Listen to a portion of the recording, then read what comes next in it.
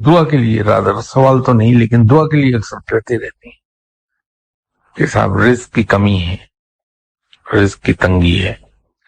गरचे वो दुआ कराते वक्त उनके अल्फाज और होते हैं जो शिर्क के मतरादिफ है मेरे नजदीक, कि साहब किसी ने हमारा रिस्क बांध दिया है। तो रिस्क की वसत के सिलसिले में हदीस तो अपनी जगह है कि जो आदमी रिस्क और उम्र में वसत चाहता है उसको चाहिए कि अजीज रिश्तेदारों के साथ तवाज़ु का सलूक करे।